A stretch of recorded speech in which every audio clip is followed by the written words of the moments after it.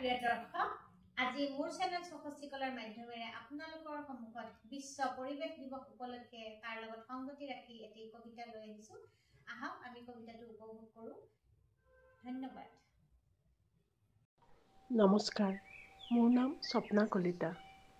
আজি 5 জুন, বিশ্ব পৰিৱেশ দিৱস। প্লাষ্টিক মুক্ত বিশ্ব পৰিৱেশ দিৱসত মই নিজে লিখা এটি কবিতা পাঠ কৰিব ওলাইছোঁ। গছৰ কথাৰে। মোক নাকাটিবা, মই বৰ দুখ পাওঁ। তুমিতো গুণী জ্ঞানী জীৱৰ শ্ৰেষ্ঠ, আমিতো তোমালোককেই চাওঁ। কি ক'লা?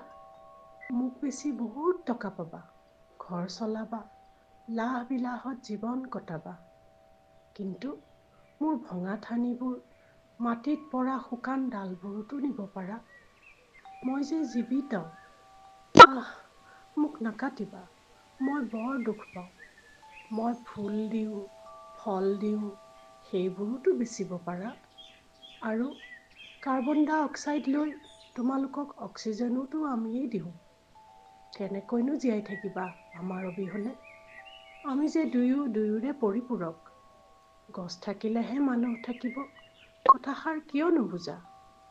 প্ৰকৃতিৰ ৰোষত নপৰিবা, পৰিৱেশ দূষিত নকৰিবা, অনুৰোধ কৰিছোঁ। নাকাটিবা মোক, বৰ দুখ পাইছোঁ, মই বৰ দুখ পাইছোঁ।